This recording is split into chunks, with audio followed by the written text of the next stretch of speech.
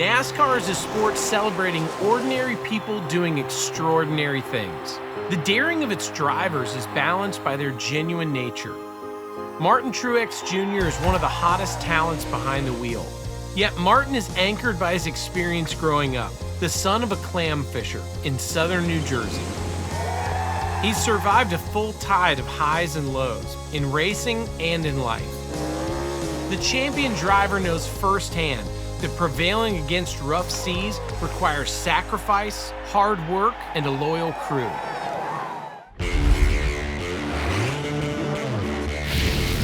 Martin Truex Jr. on his way to become a champion. You guys are awesome. Thank you. So basically, if you drop all the clams, it's part of like our growing up. We're donating $1.2 million.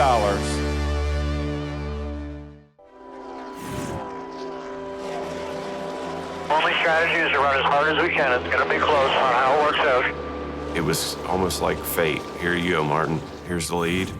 Figure out how to hang on to it. 12 years in the Cup Series, and his roller coaster career is finally reaching the peak. How about this, Martin Truex Jr.? You are the champion, baby. Woo! My God! Holy yeah! Oh my God, man! Hell of a drive. You guys are awesome. Thank you. It was meant to be. Sometimes things are meant to be. When a childhood dream becomes a reality, it's a powerful experience. For Martin Truex Jr., the 2017 NASCAR Championship was a sweet payoff for years of bitter struggle. Traveling along Martin's road to that championship takes us 60 miles east of Philadelphia, 30 miles north of Atlantic City, along New Jersey's Manahawkin Bay. We leave behind roaring engines to experience the roar of the ocean. My text to Martin reads, "I'm about to be all up in Jersey, baby. All my way from Philly. Congrats on Martin Truex Jr. Day in Jersey." And all he wrote back was, "LOL, just landed." That's Martin in a nutshell. Short and sweet, right to the point. I like this Jersey Shore, except that it's different than the other one I saw on TV. Going to the gym, doing laundry, and tanning don't resonate much around here. Still, it's hard to believe this place raised a NASCAR champion. Though that's the point of my journey. Discover the relationship between Martin and this little town in New Jersey. This little town of, well, I'm not really sure where I am. Ooh, got the new Camry. Look at us, just cruising, just being the dudes. Just two guys cruising around Manahawkin. Right? Okay, wait. Where are we? Manahawkin. I thought you're from Mayetta. I am, but it's part of Manahawkin. It's confusing. I don't quite understand it. I was saying, I like that you're explaining it to me, like but I don't really think you know. It's like a town inside of a town. All right, so Mayetta is basically a small town. All right, so there's a state, then there's a county, and then there's a township, and then there's a town. Okay, so... And then there's a town inside of the town. Is Mayetta a town? Yes. Did you know how small it was when you were a kid here? I didn't realize it, no. Yeah. It's just like, that's where we live, yeah, it's fine. This is not the New Jersey I imagined. Like, you're from the country that happens to be labeled... I told you that. In the state of New Jersey. New Jersey really, nobody really understands it. Around here is a really cool place to grow up, I think, because you think about it, we have all the woods, right, the Pine Barrens. You go 2 miles to the east, you got the bay. You got the ocean, you got the beach. So fishing, hunting, you name it. I mean, we could do it around here. It was an awesome place to grow up. Martin Jr. is the middle child of Martin and Linda Truex. The Truex family make their living from the sea. Martin Sr. is a clam fisherman. But for as much as Martin Jr. loves fishing, the family business makes him clam up. So you knew early on that he was not probably going to follow in your footsteps. I knew that about the first week. Yep. For a guy that loves to spend so much time hunting and fishing, what was it about clamming that you knew that he was like, Getting up at 3 o'clock in the morning. Ah! Instead of going to bed at 3. Okay, he was a night owl. Sure. And it's so boring, man. I can deal with stuff being tough. But, man, I just would get so bored. stuck out there, just stuck. No excitement at all. Did you ever relay that? Because the guy that was doing that so that you could go racing was probably like, yeah, tell me more about my job, and it's boring you. Because it's going to put you on a go-kart track tonight. Well, he was the captain, see, so it's a little different. Okay, you were in the back. I was the low man on the totem pole. Well, you got to start someplace. The fleet of Sea-Watch International docks an hour south in Atlantic City. Martin Jr. earned money and hardened his work ethic working his dad's clam boat. Sure, Dad's business provided sponsorship, but it was far from being a handout. So 16-year-old you at 3:30 in the morning. Yeah. Climbing on here with a bag full of groceries going clamming. There's no way somebody could stand here and think like, one of these two is gonna make it big in racing. Like this, we feel a million miles away from anything race related. This is the boat I worked on too. This is the actual boat. So his first boat he ever built is the one I worked on. It's pretty cool. As far as running all this equipment and taking care of everything on the deck of this boat, it was me and my cousin. And I was 18, he was 19. Let's go, I'll follow you. You were going on? Yeah, You let's see go. it? Yeah, I All wanna right, go check it out. Just don't fall in. You didn't get your life jacket on. Thank you. You know I need one. What we're standing on here is on the deck is the hatch cover. And so you have a chute. You open the door whichever direction you want it to go. And you've got rubber boots on, they're wet, everything's slippery. Your waves, you're bouncing around and you're standing there and you're running this chute. Running all Trying to get the clams in the correct one. That's insane. Can we look inside? Sure. Were you the captain of this boat after you built it? I was for He was. probably 20 years. Pretty cool. You gotta come in here. This is Come on. So this is a 4-person bunk. 1, 2, 3, 4. Yep. 4 people. Nice foam padding with leather covering and sleeping bag, backpack. You know, Where did you sleep? this one up here, top. No, is this where the captain would have slept also? No, he's got his own room. Oh, captain gets his own. Master suite. Fancy. This is living. Son, Imagine a couple days on this thing. A couple years. that's bananas. But also, I realized like you really were not gonna cut it in the clam business. That's what I really take away. Yeah, I didn't like it too much. I was much happier behind the wheel, wasn't I? Yes. Yeah. I'm glad it worked out. Bob was your first real sponsor, right? Absolutely. Before I know it, all of a sudden I'm driving somebody else's car. I'm like, hey, wait a minute, what just happened? It's not a big one, but makes good TV. Channels and sea lanes line the southern New Jersey shore. The Atlantic provided one horizon for Martin Truex Jr., but he chose to go another direction. Do you kind of still see this 18-year-old working his butt off to follow this thing that he just loved to do? Absolutely.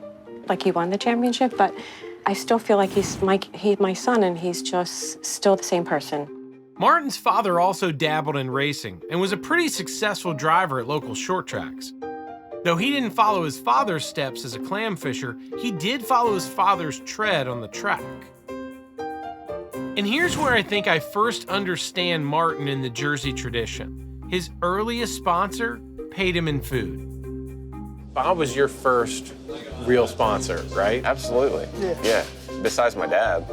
Yeah, Dad's the original, Dad's right? original, and then, yeah, I mean, yeah, he'd give us, subs to go to the go-kart track every weekend. So we'd stop here on our way to the track, and he'd give us subs, put in the cooler, so we had some food to eat at the track. I couldn't do a big sponsorship. Sure. Because I was starting out. So I said, what the hell? I give you 5, 6 subs a week. You know, that's $60. Yeah. You know, it adds up after a whole year's racing.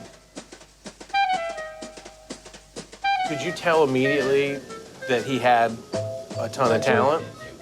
No.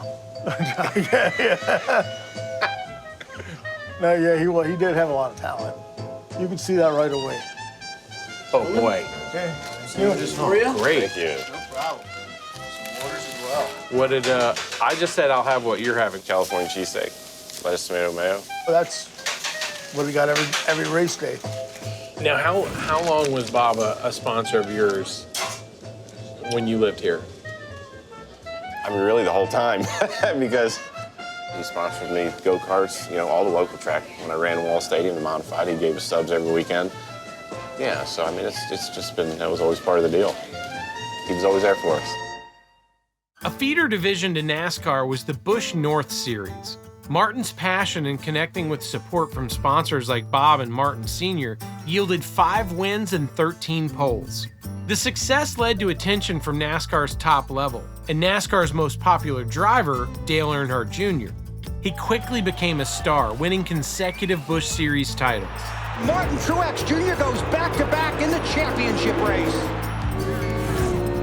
In 2006, Martin rose to NASCAR's Premier Series. For 8 years and with only 2 wins to his name, Martin faced an uncertain future. You know, my career had been so up and down. I didn't have really consistency since 2007, I would say, as far as results and feeling like I was part of the team. And every time it felt like we were getting to where we wanted to go, something happened. You know, like something bad happened, and it was like starting over. In 2013, Martin's sponsor pulled its support, and he was left without a ride. I remember him just saying, I'm not gonna have a ride. Like, this is it. This is, my career's gonna end right here, and it's gonna suck. Like, I don't know where I'm gonna go, you know? The veteran driver's only opportunity rests with a Colorado-based team that had 1 win to its credit. I felt like going to a smaller team, somebody that was building and not setting all their expectations maybe on me behind the wheel, but saying, hey, we're gonna do this together. It felt like a good situation. And I remember telling him, just give them a chance, you know? Like, this could be the best opportunity of your life. Now the car spins in turn 2. In 2014, it's like, okay, this is way worse than we all expected. We had a lot of doctors tell us that I wasn't gonna survive 5 years. It just makes me feel good to know that we're helping. Martin resides outside Charlotte, North Carolina. But southern New Jersey will always be where the character of Martin Truex Jr. was formed. I really love living here. It's a beautiful place, and being able to go fishing out your back door is pretty good too for me. You'll often find him on the dock of his lakefront home. Whenever I'm not on the road, I'm here. Good way for me to get away from the track, just do something I love to do and kind of forget about racing, especially if it's a bad weekend or something. Come home, just go out on the lake and forget about it and regroup for next week. Uh-oh, got one. I told you that's where I was going to catch him. Right there, off my dock. It's not a big one, but makes good TV. A Jersey kid paired with a Colorado race team. The image of fish out of water. Starting in 2014, both had to retrain their confidence. It took several years, weathering quite a few storms. Here's Martin Truex Jr. Now the car spins in turn 2. In 2014, it's like, okay, this is way worse than we all expected. We're all looking at each other like, what are we gonna do? How are we gonna fix this? And it was like every week we were trying something new to try to fix it, and it was way tougher than I thought it was gonna be. The failure was tough for a competitor like Martin. But even a competitor knows there's more to life than racing, and life took an unexpected turn when his partner, Sherry, faced cancer. In August of 2014, I was diagnosed with stage 3C ovarian cancer. There was just a lot of unknowns. We weren't sure what was gonna happen with my health, and we had a lot of doctors tell us that I wasn't gonna survive 5 years. Part of me just tries to block that part of my life from my memory. It was so hard to go through. It hurt so much. I just remember thinking, how does this happen? You know, like, how did this happen? Why did this happen? You have so many questions. I had one of 2 choices. I could either hide in my house and crawl under my bed and feel sorry for myself, or I could become this strong woman that wanted to stand up and be an advocate for women that, like me, that were fighting. And I remember Martin looking at me not long after we were diagnosed and saying, now it's time for us to show them what we're made of. We just want to tell you we're thinking about you. We'll be praying for you. Thank you for letting us come into your room and meet you. Way back in 2007, the driver used his stardom to launch the Martin Truex Jr. Foundation. Donating time and resources at pediatric centers, Martin and Sherry already understood the trials cancer patients faced. Well, actually, when we started, we didn't really focus on cancer. We really focused on any kind of children's group that needed help. For whatever reason, the pediatric cancer side of it just felt like the right way for us to go.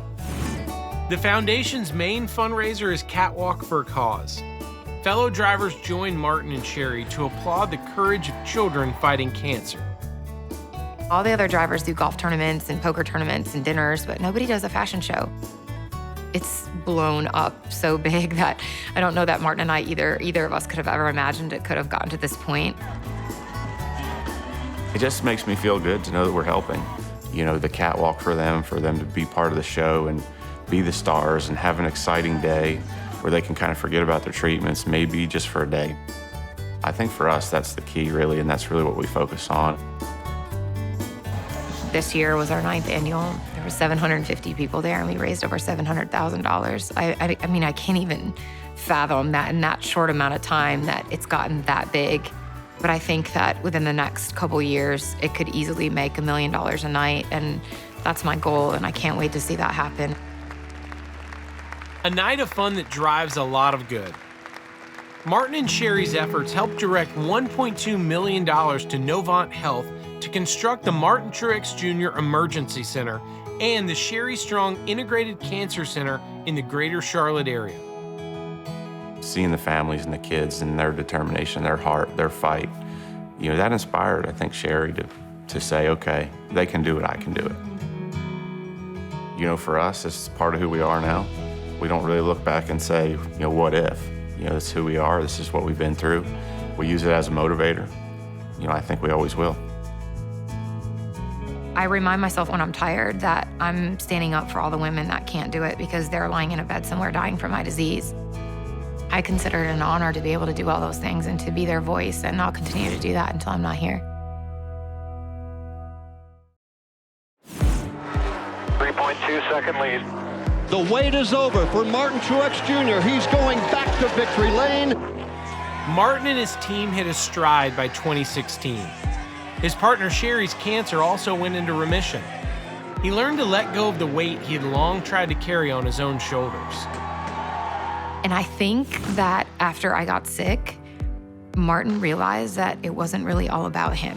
And the minute he let go of that complex, he became the driver he is today. That was really where everything changed. It became a completely different team. Now we know we can do this together. So as tough as 2014 was, it really built us into who we are today. Denver, Colorado is one of the capital sports towns in the country. Passionate fans follow the 4 major sports leagues and now embrace its hometown NASCAR team, Furniture Row Racing. Starts with the Broncos, and after that, you've got the Nuggets, the Avalanche, the Rockies. It's definitely a 4-sport major league town, but there is a NASCAR market, especially with Furniture Row here.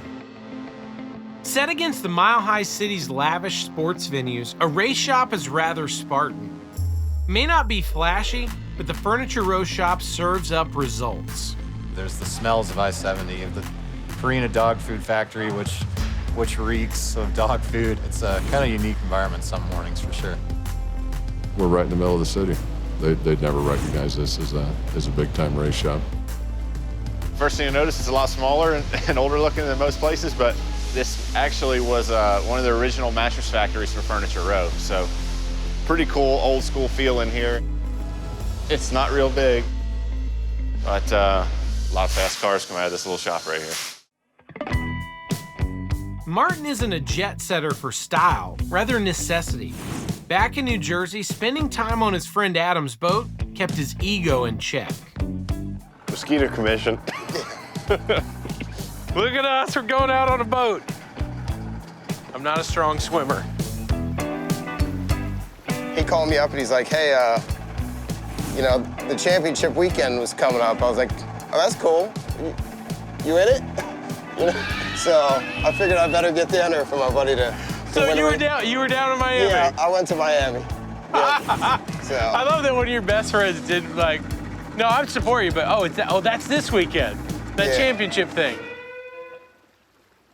Despite the past roller coaster, 2017 was the team's best and most challenging year.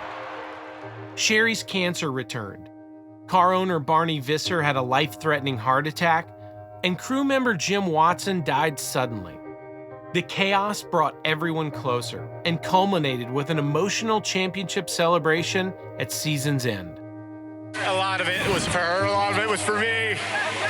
A lot of it was for this team. It's just never give up, man. Never give up on your dreams no matter what happens, what kind of crap you go through. So there was a lot going on throughout that whole season. And I think that's why at Homestead you saw so much raw emotion. I don't know that anything in life could ever top that moment. That's why you never give up. Ladies and gentlemen, the President of the United States, accompanied by the 2017 NASCAR Cup champion, Martin Truex Jr. and Miss Sherry Pollitz.